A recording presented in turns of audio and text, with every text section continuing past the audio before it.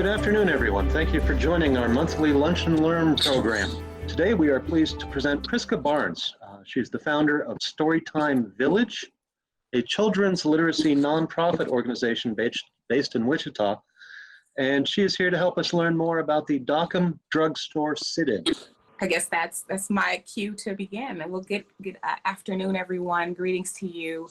I truly count it a privilege to be here with you today for the virtual Lunch and Learn series with the Eisenhower Presidential Library and Museum.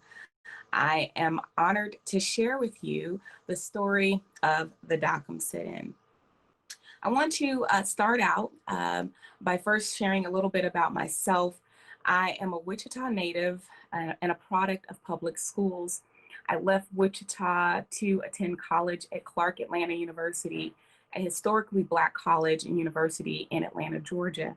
But I returned to Wichita and obtained my master's at Wichita State. I then went on to have an interesting journey in the nonprofit world. I served as the executive director of the Kansas African American Museum in Wichita, and I founded a children's literacy nonprofit, Storytime Village, and that is where I currently serve. Our mission at Storytime Village is to inspire a lifelong love of reading for underserved Kansas children from birth to age 8. Now, many wonder what does a director of a children's literacy nonprofit have to do with the Dockum sit-in? And I share with them my journey. I served as the advisor of the Wichita NAACP Youth Council, which was the same youth council that conducted the 1958 sit-in. And as the NAACP Youth Advisor, I quickly learned that most of the students that were a part of the program, they knew nothing about the Dockum sit-in, this important part of the council's history, and they knew little about the impact that this council had made on our nation.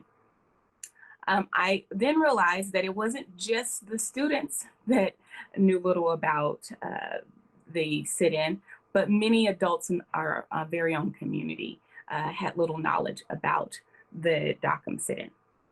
So it became my personal mission to share the Dockum story.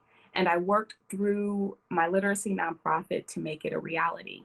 In 2018, that marked the 60th anniversary of the Dockum sit-in. And with the support of Humanities Kansas, the People, Pride, and Promise Project was created. The project is a documentary, a traveling exhibit that travels to libraries throughout the state, and a soon to be published children's book. Today, 62 years after the Dockum sit-in, you can still see the impact that the sit-in has made. Youth are still making their voices heard in contemporary nonviolent protests that are making history. It is my goal to help make sure the story of the Dockum sit-in is heard all across the city of Wichita, the state of Kansas, the nation, and abroad. I want to share with you about the participants that stood on courage, persistence, and careful planning to give civil rights one of its greatest weapons in the struggle for equal accommodations. Today, I'm excited to dive deep into the Dockum story, and I want to start with an image. So hopefully you can see the image of the iconic Dockum photo. This is a grainy image. You could see students at a lunch counter, and it's, it's not even a clear depiction of what was taking place. But it is said that a picture is worth 1,000 words. And we all know how powerful and vital the role of imagery, the role it played in shaping the racial and social justice movements. An image can declare to the world that the high courts have banned segregation in public schools. It can show the heartbreak of a mother whose son was lynched for allegedly whistling at a white woman. An image can display the determination of a woman who dared to challenge the transportation laws in our country. Imagery fueled the civil rights movement. And today, you can see all around us how images are telling stories and they are compelling people to action. But what if there were no cameras to capture the fight for equality? What if there were no news stations to cover the story on the evening news? What if there was just one small paper that took one grainy picture? The story could easily get lost. The contribution could somehow be diminished. Today, I want to paint a picture for you that will bring new life to the Dockum sit-in story and help you to see how a group of young people changed our nation. The 1950s was a time of great conflict. Racism was rampant in many parts of the country, especially in the South. The civil rights movement was exposing divisions in American society in the South and throughout the nation. And while many significant acts took place outside of the South to help move the civil rights movement forward, most are not familiar with those civil rights acts that took place outside of the South. And while many people are familiar with the 1954 landmark Brown v. Board of Education Supreme Court case, if we took a national poll, I'm not sure that many people outside of Kansas would make the connection between the historic case and our state. The historic Brown v. Board case, which ruled unanimously that racial segregation of children in public schools nationwide was unconstitutional, took place right here in Kansas, in Topeka. And in 1958, another courageous act took place in the heart of our nation. And this significant but mostly unheard story is what we're going to talk about today. You see this image of the Dockum participants, you can almost feel their perseverance. And there was nothing that would stand in the way of this determined group of NAACP students. Segregation wouldn't stand in their way. And like many places in the nation, Wichita was segregated. Now, colored-only water fountains and bathrooms were the norm in our country, but in Wichita, we had our own segregation issues. One being that Black children and white children weren't allowed to swim in the same pools together. But that wouldn't stop this group of NAACP students, this determined group of young people. The fact that they were attempting to change rules that had never been changed before wouldn't stop them. Fear wouldn't stop them. Threats wouldn't stop them. They were on a mission, and they would not stop until they were successful. The Dockum sit-in. On July 19, 1958, a group of Wichita, Kansas NAACP Youth Council members filled the stools at the Dockum Drugstore lunch counter to protest the store's discriminatory practices. A Kansas law created in 1874 prohibited unequal service in public places. However, restaurants in downtown Wichita still did not equally serve Black patrons. The Dockum Drugstore was one of the most popular eating establishments downtown. They also had a reputation for discrimination. The Youth Council knew that if change could happen at Dockum, change could happen anywhere. For 3 trying weeks, the students sat with patience, waiting to rightfully be served. Through their unwavering persistence, the Wichita NAACP Youth Council conducted America's first student-led lunch counter sit-in. Their story is one of hope, faith, struggle, and triumph. This is the story of the Dockum sit-in.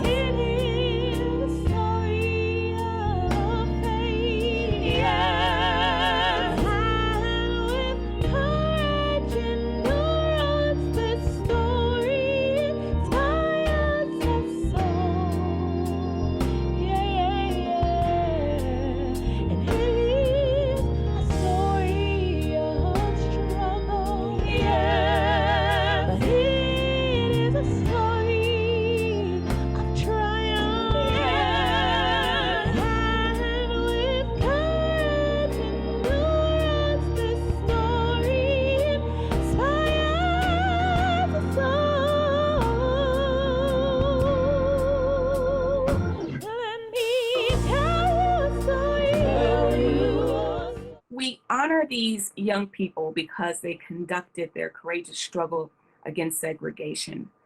Those were the words of Dr. Martin Luther King Jr. at the 50th anniversary of the National NAACP Convention, when he recognized the 1958 Wichita Youth Council for their successful Dockum lunch counter sit-in.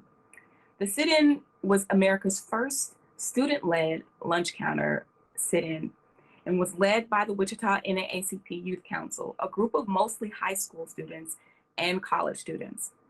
The Wichita Youth Council's bold and courageous acts were a testament to the many children, teenagers, and young adults across the nation who participated in meetings and marches as forces of change during the Civil Rights Movement. There are 4 themes in the People, Pride, and Promise project that the Humanities Kansas provided us funding for in 2018. Those 4 themes included hope, faith, struggle, and triumph. Today, we will explore those themes, and we will begin with hope. Dr. Martin Luther King once stated, "Only in darkness can you see the stars."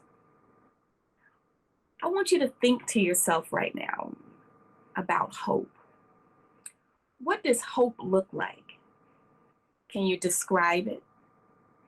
Not the dictionary definition, but something tangible. So if you just think in your mind, how would you describe hope? If I were to describe hope as a person, I'd say hope looks like a bright and determined college student named Ron Walters. Walters was a 20-year-old college student when he organized the Dockum sit-in in 1958. He was bursting with expectation for change, and while away at Fisk University, he was inspired to do something to change the unfair treatment of the people in his community. And that's what he set out to do in the summer of 1958. NAACP national figures would come to town. Ron got the idea that this may be something we should do here, because it was obvious he had experience, I had experience, because we had worked downtown. At Dr. Walters' core was really one idea. And I don't know where that idea came from, whether it was his family, whether it was the environment he was nurtured and raised in here in Wichita. I don't know where it came from. But the core of Ron Walters can be narrowed down to one basic idea. What does this have to do with the liberation of black people? We were blacks, and Wichita was alive and well in terms of racism and segregation. They didn't mind black folks sweeping floors, cleaning toilet stools, taking care of white babies, but there were limitations. Ron was from Wichita, and the way Wichita in 1958 was described to me was that it was an exciting place to be, especially downtown. There were lots of busy shops and restaurants, and many African Americans worked downtown. And during Ron's summer break from college, this is exactly where he chose to work. But working downtown, as you can imagine, didn't turn out to be what Ron expected. Blacks were not allowed to sit and eat at restaurants because the seats at the lunch counters were reserved for whites only.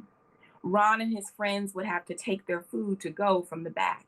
It was clear to Ron that if something was going to be done about segregation and this segregation issue in Wichita, it had to begin downtown. And what better place to make a big impact than one of the most popular eating establishments in Wichita, the Dockum Drugstore. The Dockum Drugstore was not just popular, it was a part of the national Rexall chain of drugstores and was the largest chain in Kansas. It also had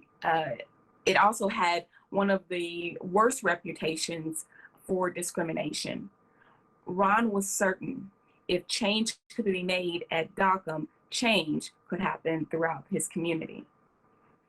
Now I want to give you a better picture of Ron Walters.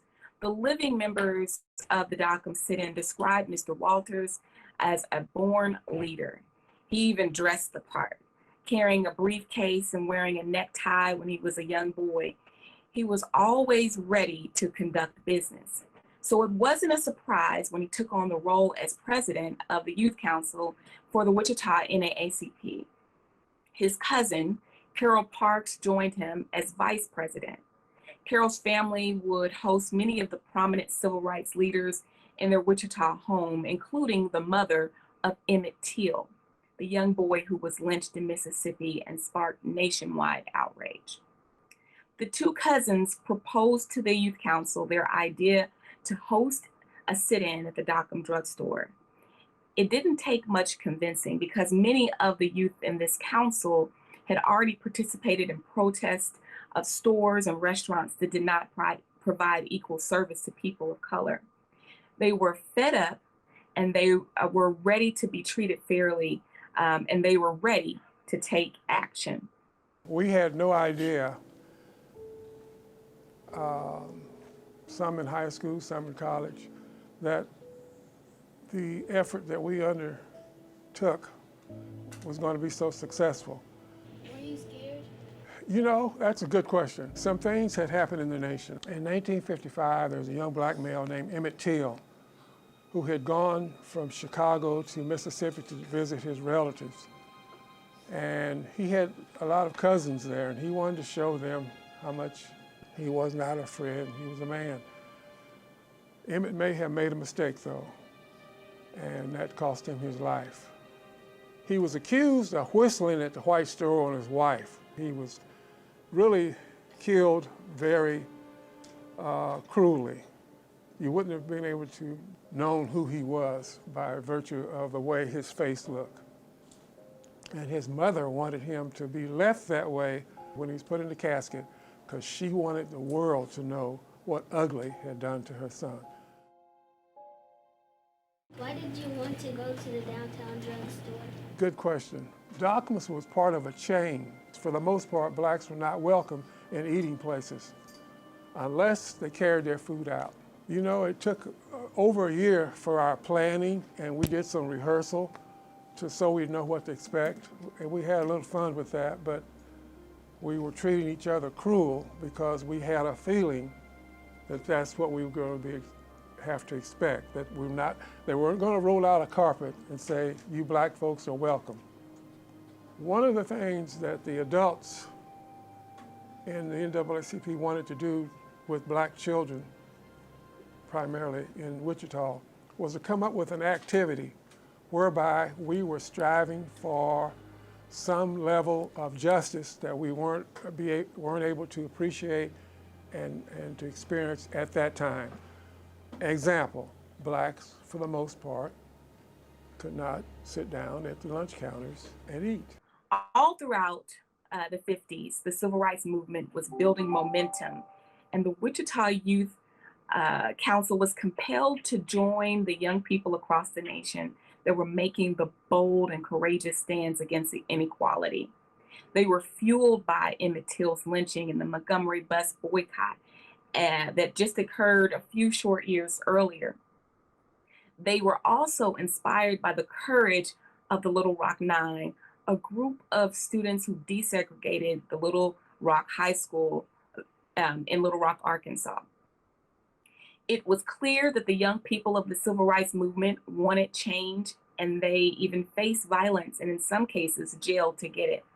Many children, teenagers, and young adults across the nation were doing their part to end unfair practices.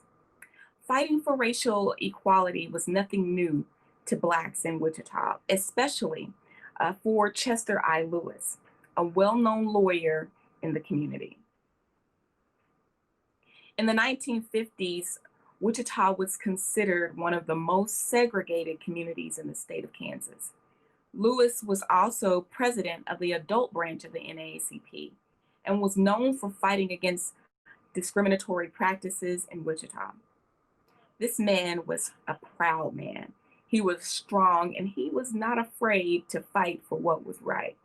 When Chester set out to make change, believe me, change happened. When blacks couldn't swim in whites only pools in Wichita. Chester changed that. When aircraft companies in the town were segregated, Chester set out and he changed that. His determination inspired the youth council and he gave them his blessing to move forward with the sit-in. Chester mentored the youth and gave them hope that they could be successful in their sit-in. We talked about why the Dockum sit-in in the story is a story of hope, but now let's talk about why it is a story of faith.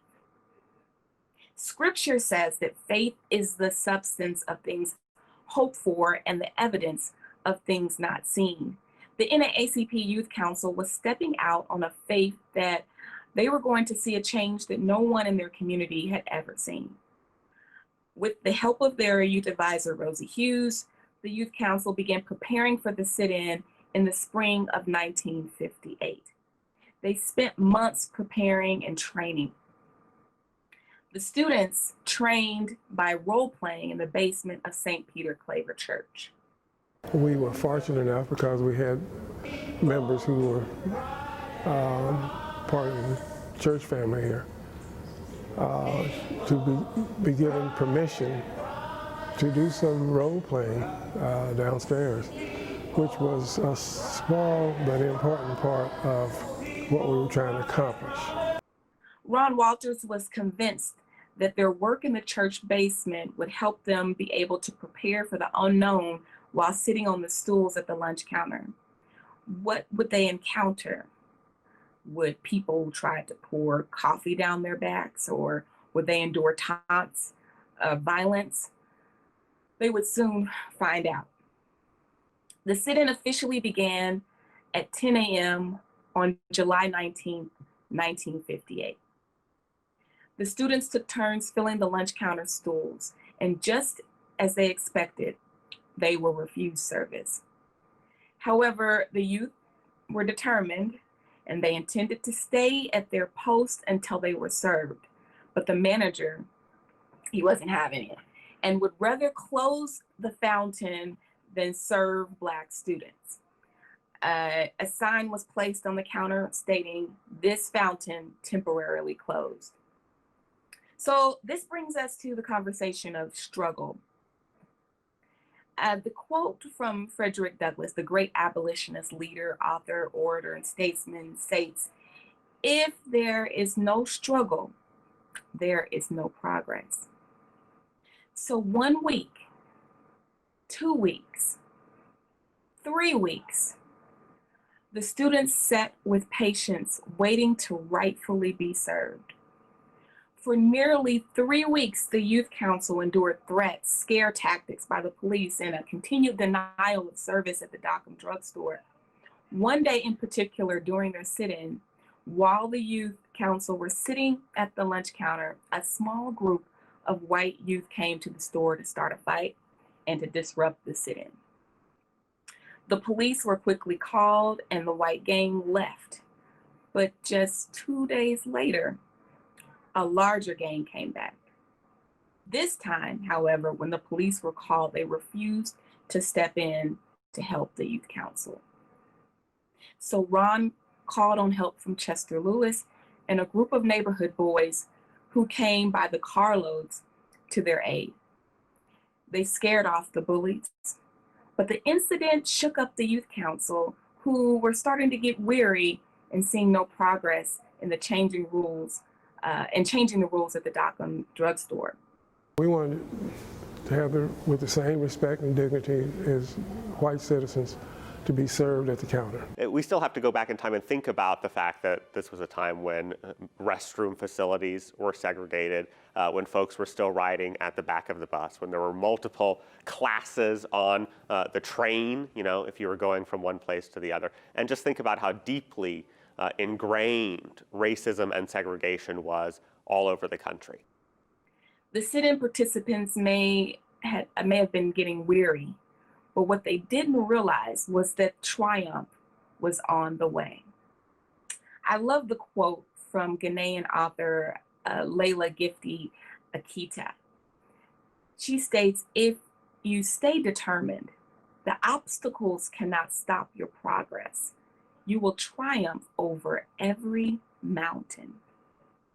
In my former job as the director of the Kansas African American Museum, I did a little research on the Black church in Wichita. And from what I learned, Sundays back in 1958 were special in this town. In Ron's community, that was the day that everyone dressed to impress. Ladies wore lovely hats and pretty dresses, and the young men wore neckties and their finest suits. And on this Sunday, I could imagine that Ron picked out a very extra special necktie because Chester Lewis had called a mass community meeting at New Hope Baptist Church. And everyone was there to support and encourage the Dockum sit-in participants. Now, I am the daughter of a pastor, and I know the power of music in a service. So I can just only imagine some encouraging songs beginning to be sung on that Sunday. Songs like, "Ain't gonna let nobody turn me around, turn me around, turn me around, ain't gonna let nobody turn me around, I'm gonna keep on walking, keep on talking, marching up to freedom land."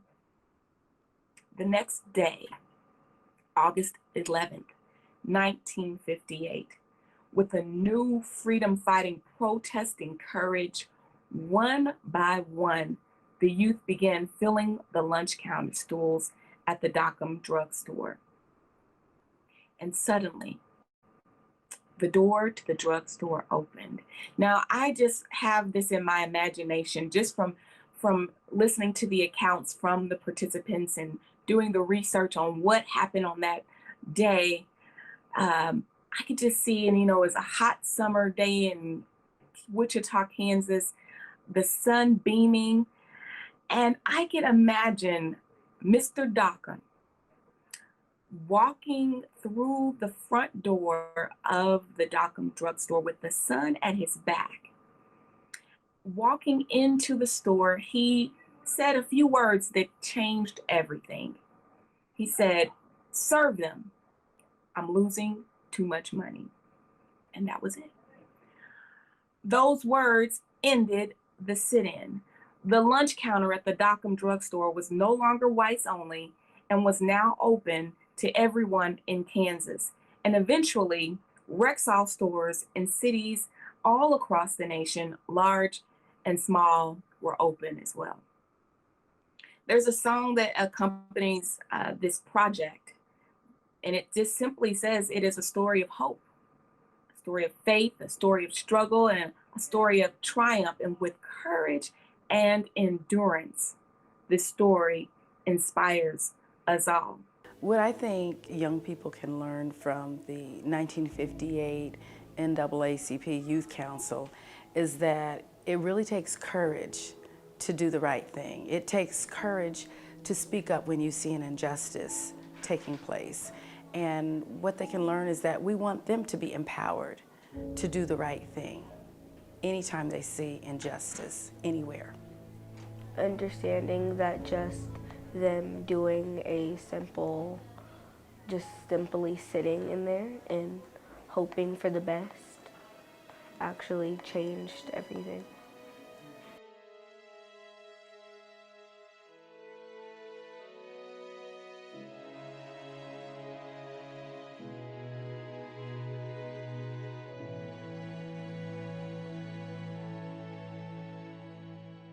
As quietly as we began, after 3 weeks, 4 weeks, it was over. We're talking about a dozen, 2 dozen people over the course of the couple days, right? And yet managed to transform not just that one little business, not just the block around it, but the entire city and the entire country. inspiring the sort of later actions that happen in other parts of the country. Knowing that you are a part of this bigger humanity, that you can contribute and also you can withdraw from. And so that these children in this climate where sometimes it seems like we're far from it, we know that the triumph is there. We know that we have a past and shoulders to stand, where we can lift those babies up and let them peer into the future and see their place and see how they can continue to grow and make a difference. Today, the youth are at the forefront of the nonviolent civil rights movement. Show me what democracy looks like! This is what democracy looks like! As president of the Wichita NAACP Youth Council, I look up to Ron Walters. He organized the Dockum Sit-In, and that to me means a lot because as the president, I have the role of leadership. The Dockum Sit-In is a great example of just how powerful these sort of small groups of dedicated people can be. I mean, if somebody's not going to give you the power to do something, then you just empower yourself. You don't have to sit around and wait for permission. You don't wait on the yes. You don't wait on the no. You don't wait at all.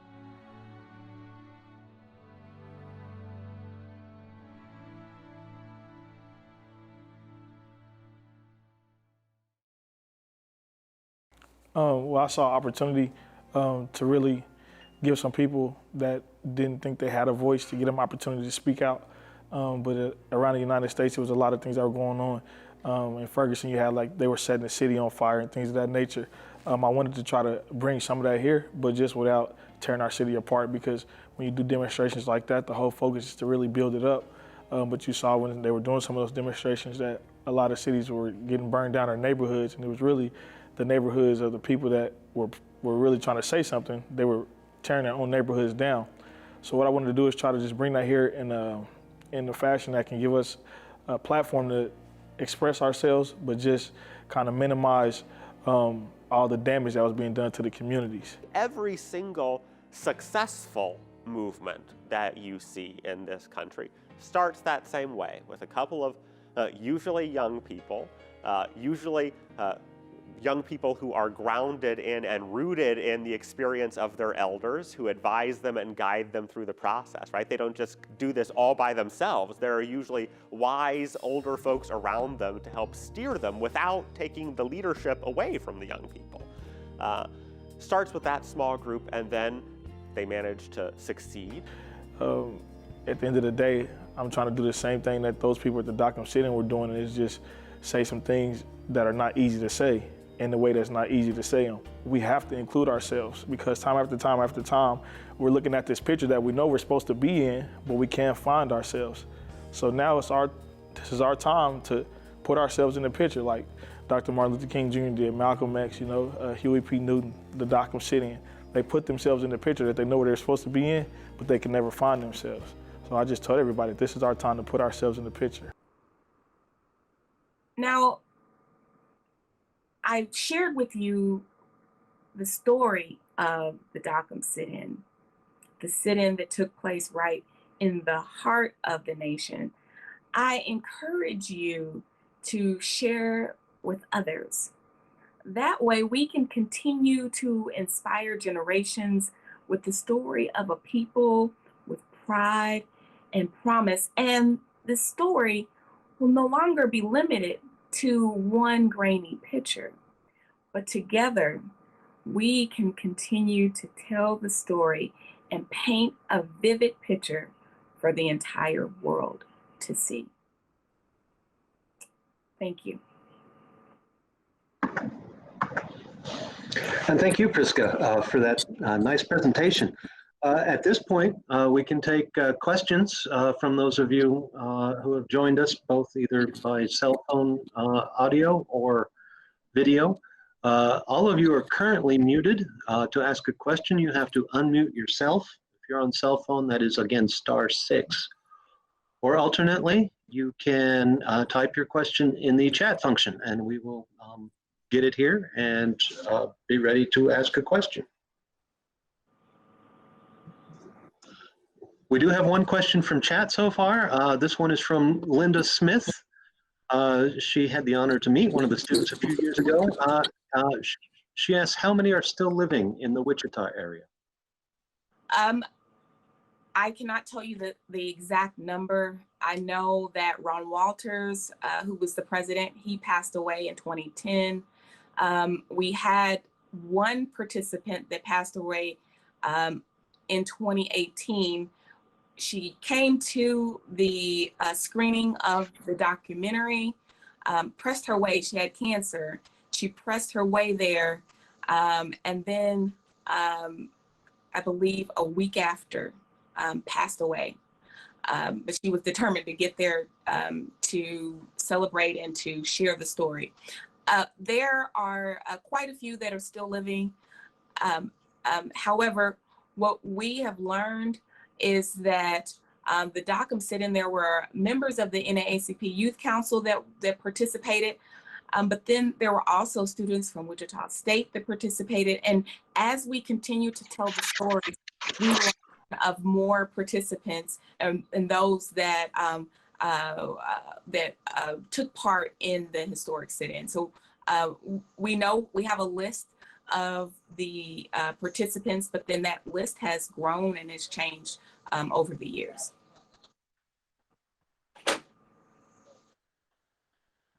Okay, are there any questions from the people who have come in by cell phone audio? Okay, we have a few more questions on chat. This one is from Pam Sanfilippo. Why do you think this sit-in didn't get the attention that the one in Greensboro or the ones in Greensboro, North Carolina did? So I spoke just briefly about it before at the beginning of the presentation about the power of imagery, and there is something to be said when you can see injustice. It compels you to do more. So the civil rights movement was fueled by images. There were cameras around, there were newspaper reporters, and there were images that helped to fuel it. And we even had pressure from other countries because they could see the injustices that were happening in America, and it compelled action and things to change. And so what we did not have with the Dockum sit-in was the image. There is one image, that one grainy image of the Dockum sit-in participants at the lunch counter, that is the only image that shares the story. And so I think that's one of the things that really took part in the story not being shared. Directly after our sit-in, another sit-in began to take place in Oklahoma. So it began on August 11th, or within the week of in Oklahoma. So there was a lot of support that was going on from our community in the other sit-ins that took place. And I also want to mention, this is just something that I'm thinking on my own, but we just lost a great civil rights leader, John Lewis. And what I learned is that both John Lewis and the president of the NAACP Youth Council, Ron Walters, they both attended Fisk University, and they both were leaders of sit-in movements. And they did that both when they were in college. Now, Ron was older than John. So my thought is that this successful sit-in contributed to a lot that was going on in the nation. And if you do a little bit more research, you'll see, and even in the presentation, you heard that Dr. King acknowledged it at the 50th anniversary. So they knew it was going on, but it didn't have all of the images and the things that could help push the movement forward. So I think that's one of the reasons it got pushed under the rug for so many years. We also have on our chat a couple of very similar questions that look into what you just discussed a little bit more, one from Nicole and one from Alex, about whether the news about the protest was specifically suppressed in the local press, or was it covered at all in the local press? And is that one of the reasons why there's only one very grainy photo? So I'm glad you asked that. That from the accounts that we have from the participants, they said that the newspapers were told not to touch this. They wanted this to go away. They didn't want to give any attention to these troublemakers. and really the reason why the sit-in ended was because Mr. Dockum was losing money because those students were taking up those lunch counters, seats, the stools. And so they thought, well, if we ignore them, then possibly even, the police ignore them, the newspapers ignore them, and then they'll go away. But they didn't go away. They stayed, they were persistent, and they were, these are respectful students. They came and they were sitting there peacefully. They were not causing trouble other than shaking up a system. So, so I'm glad you asked that. The accounts from the participants say that the newspapers were told not to cover these stories or the story of the sit-in. And so the only image was in the Enlightener newspaper, which was an African-American newspaper. So the community, the African-American community, was doing its best to support those who were aware of what was happening. They were trying to support, but it was only coming from the African-American community, that one paper, the Enlightener. Oh, thank you. The Salina Arts and Humanities group would like to know if there were any fundamental differences between how the male and female student participants prepared for or experienced the Dockum incident. I have not heard of any differences in their preparation. I know that from the accounts, they said that they were cruel, very cruel to each other. They prepared for the worst. And so they did what they thought could possibly happen. But they have not shared any differences in the women. And in fact, it was a woman, Carol Parks Hahn, who was the first to, she kicked off the sit-in. She went to the lunch counter. Carol is fair complected, and she sat down at the counter, and the woman came to serve her and didn't know that she was African American, and was about to serve her, asked for her order, and it wasn't until the other students came to start sitting next to her that she realized she had, she took another look, and she looked around and she asked Carol, "You aren't colored, are you, honey?" And Carol replied that she is. And that is when the sit-in began. And so the women that was a front leading woman. So I don't know if there were any, I don't know if they, took it easy on them in their role playing, but from what I was told, they were very cruel to each other, and they purposely did that to prepare for the worst. Well, thank you. Once again, I'd like to check in. Is anybody who has logged in via cell phone have a question they would like to ask?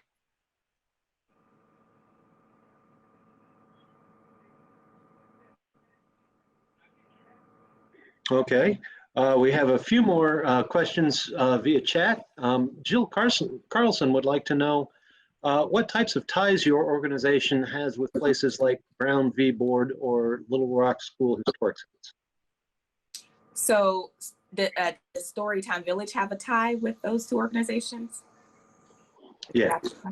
So currently we don't have any ties. I'm very familiar with the Brown v. Board Museum.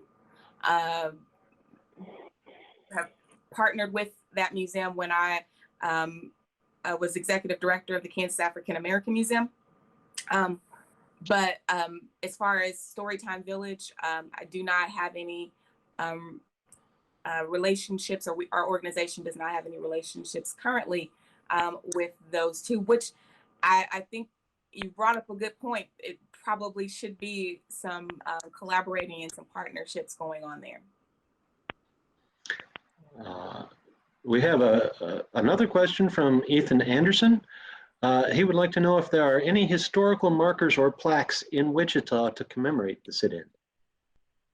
So downtown Wichita, the Dockum lunch counter sit-in took place. Right now, there's a hotel that is in the place of where the Dockum Drugstore used to be. Inside the Dockum, inside the hotel, they have created a speakeasy in the lower level that they've named after the Dockum sit-in. And then they were doing some pictorial type commemorations of the Dockum sit-in. There is a monument in the works through the Kansas African American Museum, and I think it was funded through the Kansas Health Foundation. But like a short walk away from the hotel where the Dockum sit-in used to be is Chester I. Lewis Reflection Square. And in this little park, there is a bronze lunch counter that commemorates the sit-in. So a lot of people go there to take pictures or to have conversations. We went there for our documentary and captured some moments in that space. So that is a space. The hotel is another, and then there is something that's upcoming. And there is also at the Sedgwick County Historical Museum, there is a small exhibition about the Dockum sit-in, and we have a traveling exhibit that travels throughout to libraries and museums. We will be at the Kansas African American Museum early fall, and they're also working on some Dockum projects as well. So they have history at the Kansas African as well. And I'm trying to, I thought the more that I talked, I could get to the name of the hotel. And it's escaping me at this moment. But probably before we finish, I will remember the name of the hotel. It's just, I'm having a little bit of COVID brain right now. Okay, I think that's hitting us all. Is the documentary that you helped produce on YouTube, or is there a website where it can be viewed? It is not currently on YouTube. We will make that available. We'll be doing that in the next couple of weeks. We are currently, it is July 23rd. So we're right in the thick of when the sit-in would have been taking place. And so around August the 11th, we will make sure that documentary is available. And then there's also a children's book that we will be launching or releasing that week. And we will have a televised, two televised programs. So one is more of a one-on-one style, will be an interview, and more of the documentary will be shared in that interview on our PBS affiliate, but it will also be on YouTube. And then we'll also be on ABC doing a live kind of telethon type book signing. So you can purchase the book on during that time. And that will be also, I believe, live streamed and shared via the internet, on our social media platforms, and through YouTube. So we will make sure that documentary is shared with with everyone, I'll make sure that I notify the Eisenhower Library to make sure you are aware when it is posted. Well, thank you.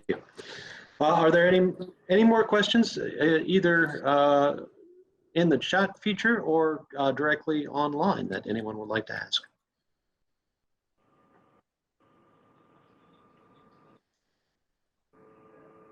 Okay, once again, we would love to thank our speaker, Prisca Barnes, for a very informative discussion today. We look forward to seeing the documentary and reading the children's book that are coming out. Just a few things in parting. We have a few upcoming programs that will all be online like this one, thanks to the various issues with COVID going along. We have an Evenings at Ease series. This program will be held at a special date and time in collaboration with our colleagues at the Truman Presidential Library. We are honored to have Chris Wallace share the details of his new book with us titled Countdown 1945. We will be posting the details about this on our website and our social media pages, so keep monitoring those to find out the exact time. Our next Lunch and Learn, which is what this is scheduled for Thursday, August 27th. We will host Sarah Bell in partnership with Humanities Kansas. Sarah will present on politics on the platform, women's suffrage at the Chautauqua. We also have a book talk scheduled for September 8th. The book is entitled Warriors Don't Cry, and it is another discussion about civil rights. I'd like to take this time to thank some of the sponsors that made today's program possible. Today's program was made possible by Humanities Kansas, the Eisenhower Foundation, and the Union Pacific Foundation. Once again, I'd like to thank Prisca Barnes for presenting, and I'd like to thank you all for joining us.